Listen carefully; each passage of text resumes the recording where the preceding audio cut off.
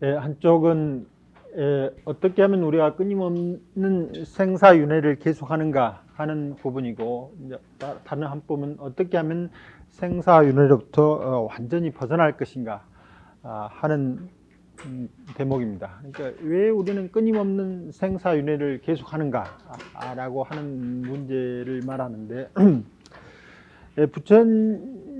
부처님께서 수행을 통해서 깨달음을 오셨는데, 깨달음의 내용이 무엇인가라고 이제 그 초기 경전들은 아주 많이 말씀을 해놨습니다. 첫 번째가 사제입니다. 사제. 부처님이 깨달은 법은 나는 사제법을 깨달았다. 나는 이걸 말한다. 이렇게 말씀하십니다. 깨달음의 내용이 무엇인가? 첫째가 고집 멸도죠. 그러니까 고집이라고 하는 것이 뭡니까? 생사윤회하는 세계죠. 그다음에 멸도는 생사윤회로부터 벗어나는 거예요. 이게 왜 중생은 생사윤회를 계속하는가? 그러면 어떻게 하면은 우리는 벗어나는가? 만일에 벗어나는 방법을 말씀하시지 않으셨다면은 이건 별 큰 의미가 없죠. 그다음에 두 번째 깨달음의 내용이라고 하는 것이 무엇인가라고 했었을 때 나는 나라고 하는 것이 오온인 줄 알았다. 오온이야. 나라고 하는 것이 무엇인가? 나는 무엇으로 구성되어 있는가? 또 오온인데, 이 말은 우리가 지금까지 모든 언어에 해당되는 어떤 것이 이렇게 상대해서 그 자체가 항상 실제한다라고 생각했는데, 실제하는 게 아니라 이 실제라고 하는 것은 여러 가지 것들이 만나서 현재 어떤 것을 이루고 있다, 이런 의미입니다. 요즘 같으면 이제 그러면 오온은 어떻게 됐는가라고 다시 묻게 되는 거죠. 예를 들면 어떤 물질이라고 하는 것이 원자로 구성되어 있는데, 그전까는 원자라고 하는 말은 더 이상 쪼갤 수 없다라고 하는 말이죠. 그런데 정말 쪼갤 수 없는 줄 알았는데, 어찌 하다 보니까 오늘날에 와가지고는 이 원자도 쪼개져 가지고 크게 이제 원자 핵과 그 다음에 전자가 나눠지고, 이 원자 핵도 다시 양성자와 중성자로 나눠지고, 이 양성자도 다시 쪼개져서 쿼크라고 하는 것으로 나눠지고, 쿼크 그 이전에는 아직 무엇이 있는지로 알 수가 없는데, 만일에 지금보다 훨씬 더 이 소립자를 가속시킬 수 있는 어떤 그 기계가 건설된다면은 또 다른 것, 어떤 것도 할 수가 있을지 모르죠. 어쨌든 이래서 온, 이 나라고 하는 것은 기본인데, 온은 크게 말하면 몸과 마음이죠. 일단은 이 몸과 마음인데, 이 몸과 마음과 나라고 하는 이 세 개의 상관관계는 조금씩 좀 다릅니다. 왜냐하면은 이 나라고 하는 것은 몸과 마음을 양분돼서 몸과 마음을 합쳐놓으면 그럼 나냐? 그렇지 않다는 겁니다. 그러면 몸과 마음을 해체하면 나라고 하는 게 또 있느냐? 그것도 아니라입니다. 그러니까 나라고 하는 것이 몸과 마음이라고 하고 이야기해서 두 개를 합치면 나처럼 되는 것처럼 아니고, 그러나 이 나라고 하는 것이 몸과 마음을 떠나서 또 다시 있는 게 아닙니다. 그래서 이것을 불교에서 말할 때 비일 비재라고 그러죠. 비라고 하나도 아니고 다른 것도 아니다 입니다. 이것은 요즘에 어떤 말과 똑같으냐면은, 봄에 와서 말씀드렸듯이 물이라고 하는 게 있는데, 물이라고 하는 것이 전에는 이제 거의 우주의 근본 물질처럼 생각했어요. 그러니까 원자적 상황은 아닌데, 세상, 즉 지구에 있어서 모든 생명체의 가장 근본 물질, 물이라고 생각했었는데, 나중에서 이 물이라고 하는 것도 이제 점점 어떻게 됐습니까? 수소하고 산소가 이렇게 결합되어 있다고 되어 있다는 겁니다. 그러면 수소하고 산소 결합하면 물이라고 하는 특성이 되는데, 물을 분해하면 수소하고 산소가 되면서 물이 가지고 있는 습성은 사라져 버려요. 습성이 없어집니다. 우리는 앞서 계속 말한 습성도 있고, 지할 때 지는 경고성, 수할 때 수는 습성, 뭐 이런 식으로 이야기를 하고 있는데, 실제 이제 물리적 사실로서 이 물을 분해해서 수소와 산소로 보면 습성은 없어져 버려요. 그런데 이제 수소와 산소가 남는다 이 말입니다. 그런데 이 두 개를 합치면 거기서 묘하게 없었던 습성이 발현되는 거예요. 그러니까 습성이라고 하는 것도, 근본성이라고 하는 것도 그 자체가 어떤 특성으로 결정돼서 존재하는 게 아니고, 어떤 상황이 되면은 그것이 마치 본래 붙어 있었던 것처럼 발현되는 거예요. 그 전에 그 본래부터 있었던 게 아니고, 이 두 개만 합치면 마치 그것이 이미 물이 존재했던 것처럼 그냥 푹 나오는 거예요. 그 안에는 분명히 없거든요. 산소나 수소 속에는 물이 없어요. 그런데 어찌 이렇게 물이 나오냐. 그러니까 무엇인가 인연하합에 의해서 만들어진 이 나라고 하는 것은 나누면 몸과 마음으로 딱 나눠져 가지고 되어 있는 그런 것은 아니다 이 말입니다. 그러나 이 두 개를 떠나서 나라고 하는 것이 있는 것도 아니다 이 말입니다. 여기서 말하는 이 습성이라고 하는 것이 수소와 산소의 결합을 떠나서 습성이라고 하는 것은 없어요. 그런데 이것을 떠나 가지고 이것을 만나면은 습성이라는 것이 본래 있는 것처럼 발현되는데, 이 습성과 수소와 산소 세 가지 특성이 합쳐져 가지고 이제 물이라고 하는 한 사실을 만들어요. 그러니까 연기법에서 이런 연기법에서 만남 어떤 것들은 그 만남의 순간에 새롭게 완벽하게 다른 자기 세계를 구축하는 거예요. 즉 말하면 수소와 산소가 만나서 플러스 1이라고 하는 세계를 만든 게 아니고 물이라고 하는 아주 독특한 세계를 만들어낸다 이 말입니다. 그러니까 몸과 마음이 만나는 순간 나라고 하는 것이 형성되면서 그 나가 완벽하게 다른 우주를 만들어내는 것과 똑같아요. 여기서 이제 중요한 것은 그전에는 이제 이 몸과 마음을 떠나서 이 나가 근원적으로 존재한다라고 생각했어요. 요즘 같으면 수소와 산소 없이도 습성이라고 하는 것이 영원히 존재한다라고 하는 생각하고 똑같다 이 말입니다. 그런데 부처님께서는 나를 부정하지 않는 거예요. 나란 있다. 그런데 이 나라고 하는 것이 어떻게 형성되느냐면 이와 같은 만남을 통해서 독특한 나라고 하는 것이 형성된다. 그러나 그 만남이 해체되면 남아있는 나는 없어지는 거예요. 그러나 만나면 나라고 하는 것이 긍정된다. 그래서 오온이라고 하는 말은 나를 구성하는 근원 물질로만 이해해서는 안 되는 거예요. 그러면 그전에는 요즘 물으면 그러면 오온이란 무엇인가? 이제 이걸 묻고 시작하는 거예요. 그래서 이제 나오는 것이 구사론 같은 데는 이 몸과 마음, 즉 오온을 계속 나누면 75가지를 나누게 되는 거고, 유식이라고 하면은 이것을 100가지로 나누게 되는 거고, 드디어 마음법이라고 이렇게 일체 모든 것이 되는 거죠. 근데 이 마음법하고 75가지하고 좀 다릅니다. 이 마음법은 그냥 밖으로 드러난 어떤 물 같은 어떤 그런 밖으로 드러난 그런 의미가 강하고, 이 마음법을 구성하고 있는 근본 요소가 어떤 것이냐라고 물어보는 것들이에요. 그런데 그걸 해체할 때는 그 안에는 분명히 나라고 또는 습성이라고 존재할 어떤 것도 없는 거예요. 이와 같이 해체됐을 때 어떤 것도 존재하지 않기 때문에 그걸 공이라고 말합니다. 그런데 그러면 물이 밖으로 나왔을 땐 자기 특성이 있지요. 그러니까 이것을 없다고도 말할 수 없는 거죠. 그래서 유가 되는데, 이 공과 유라고 하는 것이 결정성을 갖고 있지 않는 거예요. 예를 들면 공이라고 하는 것이 항상 결정되어 있다면 거기서 물이 발생될 수가 없다 이 말입니다. 그러니까 우리가 공이라고 하는 것도 반드시 그냥 공공이 공이 아니고 공 자체를 부정하면서 다시 거기서 유가 되고, 유가 유 자체를 부정하면서 공이 되는 이런 관계 속에서 이 나라고 하는 것이 구성되어 있다. 나란 무엇인가? 라고 하는 문제를 그렇게 대답을 해주고, 다음 세 번째 또 하는 게 있습니다. 그러면 이와 같은 나라고 하는 것은 구체적으로 몸과 마음을 통해, 즉 오온을 통해서 구성됐으니까 세상을 구성하는 관계는 무엇이냐?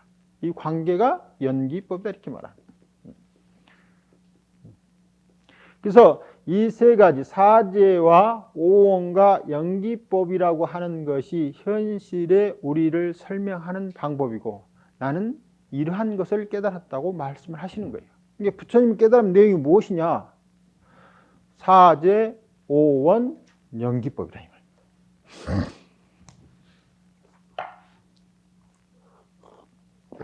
그러면 사제라고 하는 것은 우리가 뭘 모르냐면은 오원이나 연기법을 알면은 멸도가 되는 거고 오원이나 연기법을 모르면 고집이 되는 거예요.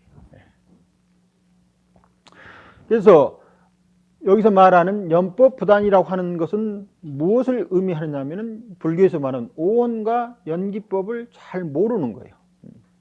그러니까 내가 지금 고통받고 있는 이 현실 상황이 왜 그러는지를 당연시 여기거나 또는 어떤 상황으로 해서 당연시 여기지는 않지만 할 수 없다 등등 어떤 상황으로 해서 왜 내가 이와 같이 고통스러운가, 정말 생사로부터 벗어날 수 있는 길이 없는가 라고 묻지 않으면 이것만이 우리의 삶이 돼버리는 거예요. 그러면 멸도라고 하는 상황은 오지 않는 거죠. 그러면 왜 우리가 이렇게 고통스럽고 또 힘든 삶을 살았는가 라고 하는 문제를 여기서 이제 이야기하는데 기신론은 이 부처님이 이와 같은 설법을 한 뒤에 한 1000년 이후에 나오는 서적이라 이 말입니다. 그래서 그 안에 물론 이 기신론이 어떤 종파에서는 그 반야경보다 더 먼저 나왔다라고 이야기하는 파들도 있어요. 그래서 이 성립 시기를 분명하게 써가지고 누구가 언제 썼다라고 해놓지 않고 이 기신론에서 말하고 있는 사상이라고 하는 것이 초기 불교부터 쭉 보면은 이 정도에서 형성됐다. 사상 형기라고 하는 것을 보면은 그렇게 하면 어떤 또 의미가 있느냐면은 어떤 사상 흐름이라고 하는 것은 반드시 어떤 것으로부터 나와서 어떤 것으로 지나서 어떻게 간다라고 하는 그 사상의 흐름의 틀을 가지고 설명하려고 하는 거예요. 그런데 인류가 생각해오는 생각의 틀들이 항상 이렇게 간다라고 하는 보장은 전혀 없어요. 설사 이것이 보편적인 흐름이다 할지라도 그 사이사이에 아주 독특한 양상들 흐름이 나왔었는데 묻혀질 수가 있는 거예요. 묻혀지다가 어느 뒷날 보니까 갑자기 이것이 이 시대에 아주 새롭게 조명을 받는 일이 아주 많다 이 말입니다. 이제 그 시대에 많은 사람들에 의해서 잘 생각되지 않는 일들이 그보다 훨씬 오랜 시전에 다른 특별한 사람들에 의해서 이미 생각되진 일들이 많기 때문에 기실론이 불교 전체의 사상사를 우리가 이런 식으로 흘러왔다라고 보면 이 자리에 자리 잡을 수 있지만 아니다. 그 당시보다 훨씬 수백 년 전에 아주 독특한 생각을 내는 사람이 그 이야기를 해왔다가 묻혀져 있다가 오늘날 다시 받았다라고 하는 말도 인류사에 종종 등장하는 일이다 이 말입니다. 그래서 이 역사적 흐름이 반드시 이렇게 된다 하면은 어떻게 되느냐 하면은 특히 헤겔 같은 분이 말할 때 역사는 목적을 가지고 흐르는데 그 목적의 완성이 사실상 헤겔 시대에 끝납니다. 헤겔 시대의 헤겔의 철학과 헤겔 시대의 독일의 정치 철학이 역사의 정점이다 딱 그렇게 보는 거예요. 그래서 모든 역사는 그런 시대를 향해서 흘러왔다라고 이야기를 하고 있거든요. 그런데 그런 게 아니죠.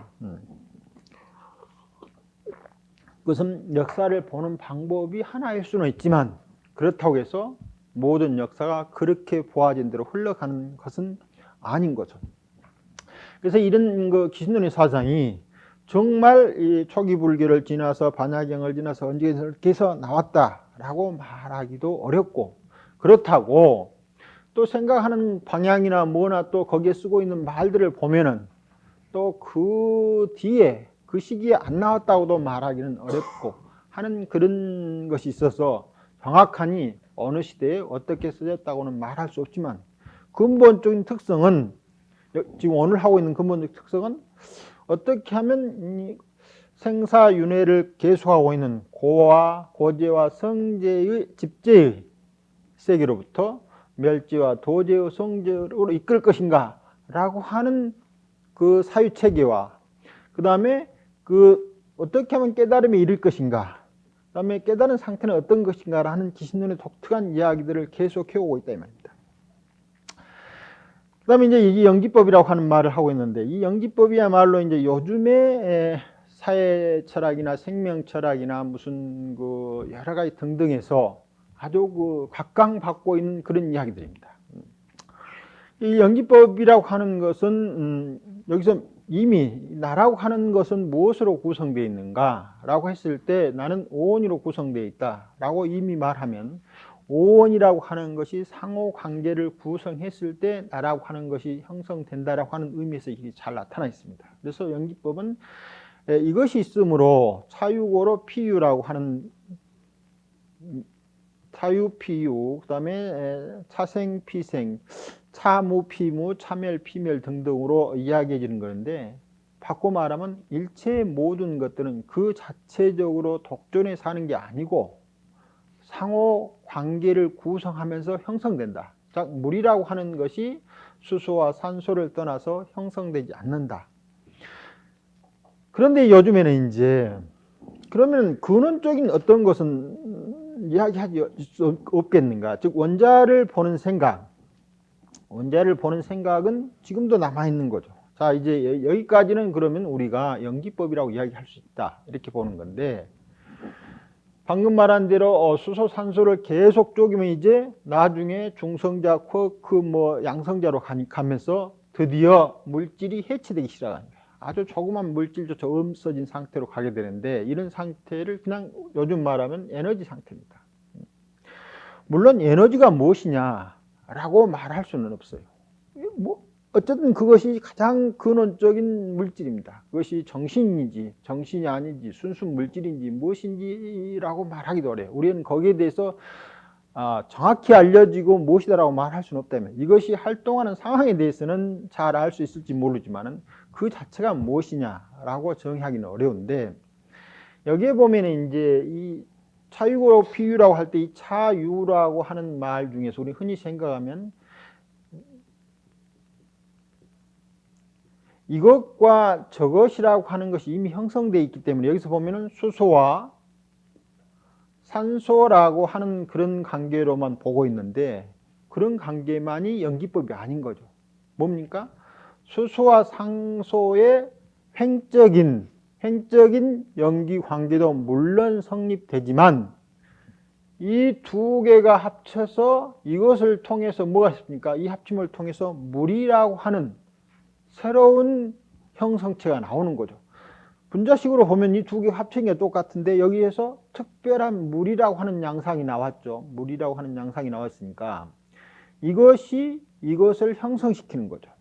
이게 연기관계라고 하는 것을 보면 근원적으로 하면 에너지 상태인데, 이때는 차니 피니 하는 말을 에너지 상태에서 이야기할 수가 없다 이 말입니다. 그런데 이 에너지 상태에서 뭐가 나옵니까? 물질이 나오는 거예요. 그러면 이 물질과 에너지의 상관관계는 앞서는 횡적인 연기관계라고 하면은 여기는 종적인 연기관계가 성립된답니다. 그 12연기 같은 데 보면은 무명으로부터 생노사가 있는 횡적인 연기관계가 있고, 그 무명 속에 생노사를 다 담고 있는 종적인 연기관계가 함께 성립되는 거다. 그래서 설사 근원적인 어떤 에너지 상태를 물리적 상황으로 말한다 할지라도 이것이 에너지 상태로 독존적으로 전립하고 있고, 물질은 그것하고 전혀 별개의 세계라고 하면은 연기관계라고 하는 말 자체가 거기서 끝나게 되는데, 이 에너지 상태가 물질로 화하고 물질이 다시 에너지 상태라고 하는 이런 상관 연기관계를 만들어내고 있기 때문에, 지금 이야기하고 있는 이 물질 이야기, 더 나아가서 이제 도대체 요즘은 어떻게 요즘에 가고 있는 생물학이라든가 물리학이라고 하는 것이 점점 통합돼 가지고 이제 물질과 정신이라고 하는 대통합으로 지금 방향이 정해져 가고 있는 거예요. 그래서 궁극기 이름은 이제는 물질과 정신의 상관관계가 지금 우리가 생각하는 것처럼 전혀 다른 상태로 가지 않는 어떤 흐름, 물론 명확하니 밝혀진 것은 아니지만 점점 그런 징후들이 계속 나옵니다.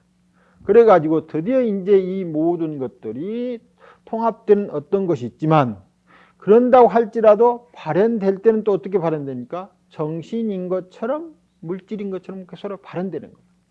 그래서 연기법에 이르게 된다고 하면은 이것이 종적이든 행적이든 어떠한 것이든지 간에 그 자체로만은 독특한 성품을 가질 수 없게 된다. 모양이 다르든지 뭔가 특성이 다르면서 없던 것이 형성되어 나온다. 그런데 아직까지는 에너지 상태를 이야기하는데, 그러면 그 이전은 우리가 이야기할 수 있지 않느냐. 앞으로 이러한 것이 어떻게 전개될 수도 알 수가 없다입니다. 지금 현재까지는 에너지라고 불러질 수 있는 것은 뭐 손으로 느끼든지 눈으로 보든지 아니면 장치에서 발견되는데, 우주를 구성하고 있는 모든 물질의 90% 이상이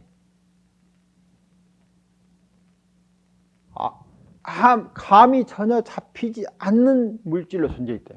즉 그것은 지금 우리가 에너지라고 부를 수 있는 것으로서는 도저히 잡히지 않는 것인데, 그 에너지 상태의 어떤 물질이 있어야 되는 거예요. 그러니까 지금 보면은 완전히 아무것도 없는 것 상태인데, 이게 정말 완전히 아무것도 없는 상태라고 하면 현재 우주가 구성될 수 없다고 보고 있는 거예요. 그러니까 우리가 보고 듣고 만지고 뭐 하는 상황으로서는 전혀 파악되지 않는 상태로서의 무엇인가가, 물론 그것을 부릅니다. 암흑 에너지라고 부르고 또는 무슨 형태로 이렇게 부르는데, 이러한 것이 있어야만 한다는 당위성을 갖게 되는 거예요. 그것이 있어야 이 지금 현재 우주가 이런 상태로 유지될 수 있다. 지금 우리가 밖으로 드러나는 물질 에너지만 가지고는 현생 우주를 설명할 수 없다라고 보고 있는 거예요. 그러니까 앞으로 또 어떤 일이 벌어질지 모른다. 그런데 그 어떤 것이 벌어질지 모르지만 그것들의 관계는 부처님께서 말했었던 연기적 상관관계의 횡적인 상관관계, 종적인 상관관계를 떠나지 않는다 이겁니다. 이와 같은 것들이 부처님께서 나는 이러한 사실을 알았다 이렇게 말씀하셨답니다. 그러면서 그 사실을 알고 또 더 나아가서 뭡니까? 멸도라고 하는 이 도라고 하는 것을 통해서 나는 괴로움으로부터 벗어났다. 부처님은 도가 무엇입니까? 라고 묻는 거예요. 도가 무엇입니까? 도는 중도다 이렇게 중도.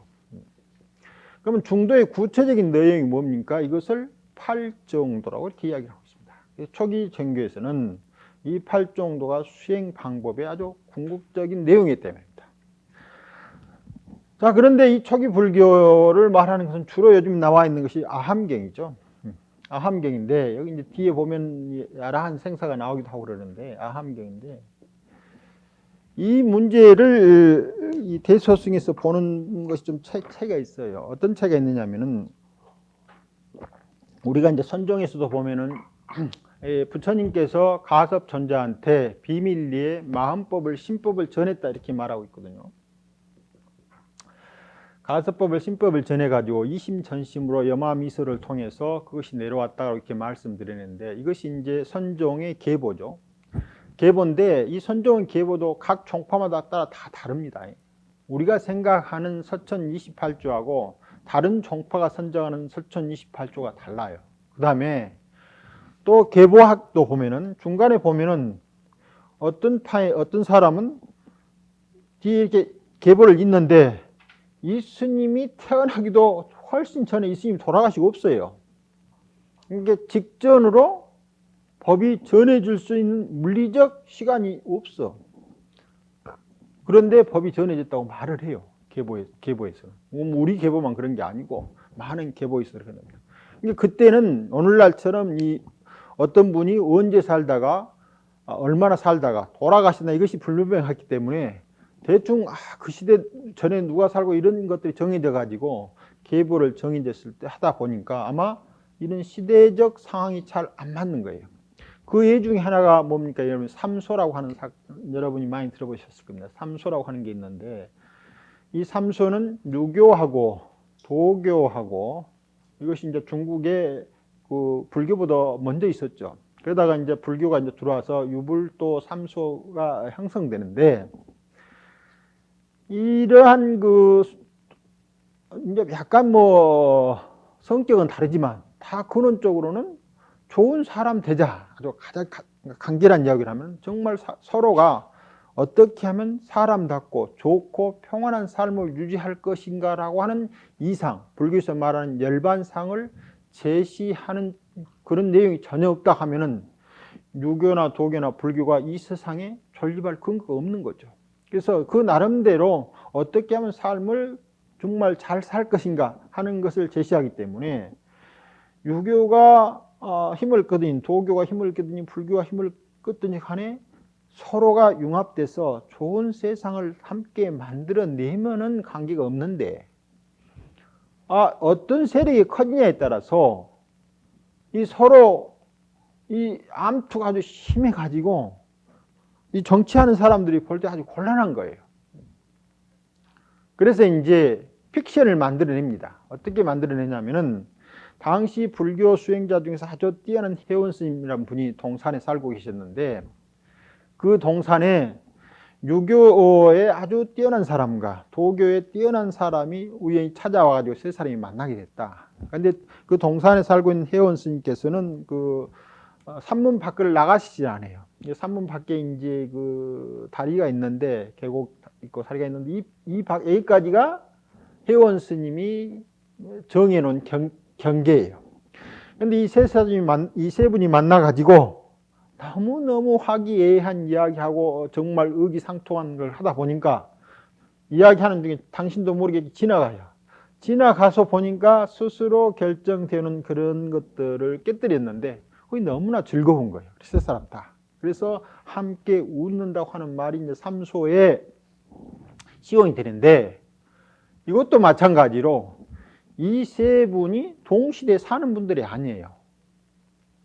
그러니까 이미 어떤 분은 아주 어렸을 때 어떤 분은 유명해져 있거나 어떤 분은 아예 태어나지도 않았고 또 요즘 같으면 가히 그때는 막 걸어서 찾아가야 되는데 그 혜원 스님이 있는 절에서 아주 참 멀리 밖에서 그의 명성을 거의 알 수 없는 그런 정도로 멀리 살고 있고 그 사람이 그 도교의 도사를 스님이 두 분 있는데 한 분은 이제 혜원 시대하고 상당히 접근해 있어요. 그렇게 겹쳐 있기 때문에 만날 수 있을 수도 있는데 두 분이 살았던 지역이 너무 멀리 떨어져 있는 거예요. 그래서 당시에 찾아갔을 것인가 라고 하는 의심도 있다 이 말입니다. 다른 한 분 도사는 아예 시대가 다르니까 만날 수도 없고 그래서 이 세 분 스님들이 전혀 만날 수 없는 그런 상황인데 만났다고 하는 것처럼 되듯이 이 불교의 계보학도 이제 그러는 거죠. 그런데 이 신법이라고 하는 것이 아함에서는 부처님께서는 이렇게 말씀을 했다 이 말입니다. 뭐라고 말씀하시냐면은 내가 필요한 것은 어떻게 하면 인류가 행복하게 잘 살까 하는 방법이다. 나는 그 방법 이외에는 다른 방법이 필요 없다 이 말입니다. 내가 뭐 돈 잘 벌게 하는 법을 가르치는 것도 아니고 또는 무슨 권력을 얻게 하는 것도 가르치는 게 아니라 어디에 어떻게 있거나 그 사람이 정말 열반의 즐거운 삶을 살게 하는 방법을 알고 나는 그걸 이야기하고 있다. 그런데 그건 나는 전부 다 펼쳐놨다 그래요. 펼쳐놨다. 그러면서 나는 그 열반에 이르는 방법을 이 손바닥 속에 감춰놓은 것이 전혀 없다라고 해요. 그런데 많은 시대에 부처님 시대에 부처님 시대에 많은 수행자들이 있는데 그 많은 수행자들 중에서는 당신들의 가르침을 주먹 속에 감춰놓고 절대 밖으로 펴지 않는 사람이 많아요. 그래놓고 네가 나를 따르면 너한테만 살짝 이 주먹을 펴주겠다. 이렇게 해서 가르침이 많다 이 말입니다. 그러니까 나는 주먹 속에 감추는 일체의 어떠한 법도 없다. 나는 내 법은 완전히 다 공개됐다. 물론 내가 아는 것은 굉장히 많지만 그 다른 것은 다 필요 없다. 내가 아는 것은 이 손바닥 안에 있는 낙엽이면 충분하다. 이렇게 말합니다. 어떤 말이냐면 한 번은 묻죠. 부처님 당신이 아는 게 참 맞는데 어떻습니까? 하고 물으니까 그렇다. 낙엽을 집어가지고 내 손 안에 든 낙엽이 많으냐? 저 산에 있는 낙엽이 많으냐? 그러니까 산에 있는 낙엽이 많습니다. 내가 아는 것이 산에 있는 낙엽처럼 많다 할지라도 행복한 삶을, 즉 열반의 삶을 사는데 필요한 것은 이 손 안에 있는 낙엽 몇 조각인 거예요. 나는 그리고 이 법을 손 안에 감춰놓은 게 전혀 없다라고 이야기를 하고 있다. 그래서 부처님 신법은 불과 손 안에 있는 몇 개의 낙엽이지만 그것만 정확히 다두면 완벽하니 행복한 삶을 살 수 있다라고 말씀을 하시고 있다는 겁니다. 그래서 그때 당시의 수행자들의 최고 목표가 란이었는데 이분들이 최고의 삶을 살지 못했다라고 말하는 것에 대해서 우리가 대승권에서 말하고 있는 것에 대해서 이 말을 그대로 받아들이면 앞서 말한 대로 대승권이 가지고 있는 경전의 권위를 그대로 인정하는 거예요. 자, 그러면 이 인정은 우리가 대승권에 있는 우리 쪽으로 봐서는 너무 좋지만 이런 권위라고 하는 것은 다른 권위가 올 때 쉽게 흔들리는 거예요. 예를 들면 요즘에 우리가 좋은 아침 이런 인사를 합니다. 굿모닝이죠. 영어로서 굿모닝. 좋은 아침. 그러면 우리가 안녕하십니까? 자, 아침에 일어나서 편안하십니까? 아침 지금 상태가 좋습니까? 마음 상태가 편안하고 좋습니까? 이거 묻는 거거든요. 안녕하십니까? 그런데 이제 이 안녕하십니까를 어떻게 해석하느냐 하면은 우리나라에는 뭐 예침도 많고 예침이 그렇게 큰 예침이 많지 않아요. 중국에 비하면은 별로 없어요. 중국은 뭐 정말 많죠. 그런데 즉 일본의 누굽니까 예구의 노락질이 있는 것을 하나하나 또는 그 여진이라든가 둘이 있는데 그런 싸움 이런 것을 전부 찾아가지고 한국과 무슨 큰 전쟁이 막 900 몇 차례 있는 것처럼 말하는데 큰 전쟁이 그렇게 많지 않아요. 그런데 우리 작업하면은 밤새 안녕했습니까? 라고 묻지 않을 수 없는 상황이었다 이거예요. 그러니까 어제 저녁에 안 죽고 살아났습니까? 어제 저녁에 배는 굽지 않았습니까? 라고 하는 인사가 안녕하십니까? 라고 하는 인사고 서양 인사는 아침에 쫙 일어나니까 아침이 참 좋네. 굿모닝이 영어인데 여러분 댐즈강이라고 하는 지금은 이제 많이 바뀌었는데 거기에 안개가 너무 쪄가지고 영국 날씨가 어떤지 알죠? 영국 신사가 잘게 보이지만 영국 사회에서 그 신사를 위해서 영국 사회 전체가 어떻게 핍박받고 살아있는가는 전혀 모르다 이 말입니다. 예를 들면 아일랜드하고 영국 사이에 전쟁이 붙어 있는데 영국 사람들이 얼마나 비신사적이냐 하면은 흉년이 들었을 때 아일랜드에 있는 감자를 전부 그때 이제 식민 통치할 때는 영국이 다 가져가지고 아일랜드 사람들의 영양실조와 그 당시 병이 발생해서 200만 명이 한꺼번에 죽어요. 한꺼번에. 자기 살려고 싹 가져간 사람들이에요. 그 사회 영국 사회의 아침이 아주 안개 없이 청명한 하늘이 별로 없어요.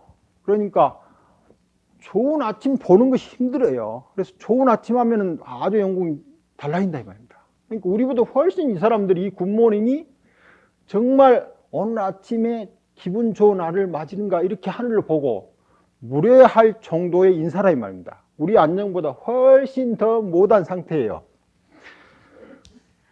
그런데 이 안녕은 이제 요즘 힘을 갖고 있는 거예요. 왜냐? 미국이라고 하는 가장 힘을 갖고 있는 사람이 쓴 말이 안녕이니까 굿모닝이니까 내가 굿모닝을 쓰고 있으면 뭘 예피를 입느냐면은 미국의 힘을 예피를 입는 거예요. 그래가지고 미국 사람들이 말하고 미국 사람이 생각하는 것이 최고인 거죠. 그렇게 돼버린다. 생각하지 않으면 그렇게 되는 거예요. 그러니까 여기서 그런 말을 했을 때 이 말을 액면 그대로 받아들이기가 참 그러는 거예요. 그래가지고 그러면 도대체 함이나 다른 데서 말한 아라한이 무엇인가 라고 최소한 귀를 기울이려고 해야 돼요. 그냥 우리가 가지고 있는 이야기대로 그렇게 이야기할 게 아니고 그렇게 귀를 기울이려고 해야 되고 더 나아가서 요즘같이 다양한 그런 형태에 가지고 있었을 때 이제 불교 이외에 많은 가르침도 있는 거죠. 그리고 그런 가르침들을 통해서 많은 사람들이 이해를 얻고 행복을 삶을 산다 이 말입니다. 근데 많은 경우에 내 가르침만 옳다, 내 가르침 최고다라고 하는 생각이 있는데 비교해서 최고라고 말할 수 있는 근거는 실제 어디에도 없습니다. 아무 데도 없다 이 말입니다. 예를 들면 한 사람이 참선을 하면서 그거하고 동시에 똑같은 조건으로 연불을 할 수 있습니까? 연불한 사람이 그와 똑같은 조건으로 경학할 수 있습니까? 자기가 하는 분야에 매진하고 있으면 다른 분야에 대해서는 모르는 것이 당연한 거예요. 이게 당신들이 하고 있는 분야는 잘 할 수가 있겠죠. 그러나 그것만 가지고 한 발만 옆으로 딱 뛰면은 전혀 알 수 없는 세계예요. 그런데 우리들이 하고 있는 것을 통해서 그런 것을 어떻게 아느냐. 즉 우리가 한 가지를 알면 10,000가지를 안다고 하는 건 잘못 생각하면 안 돼요. 예를 들면 내가 참선에서 한 가지 알면 그것 자체로 해서 10,000가지 통한다 이런 말이 아니고 10,000가지 알 수 있는 것은 일체 그 자체들이 그 자체적으로 독자성을 가지고 그 인연처에서 훌륭한 생명 활동을 하고 있구나라고 하는 긍정적 의미를 이야기하는 거예요. 그래서 내가 이런 상태로 있는 것만이 무엇이다라고 할 수가 없다 이 말입니다. 사실상. 그 다음에 두 분이 서로 참선을 하고 있는데 정말 둘이 똑같은지 어떻게 합니까? 내가 이렇게 우리가 인가라고 하는 말을 많이 하고 있는데 그 말이 그렇게 우리가 그냥 옳다지만 잘 생각해 보면은 그것도 그러는 거예요. 그래서 이 부처님이 전하는 신법이라고 하는 것이 팔종 중도를 통해 가지고 왔는데 이 내용을 다 읽어보면 이 범주를 크게 벗어나지 않은 거예요.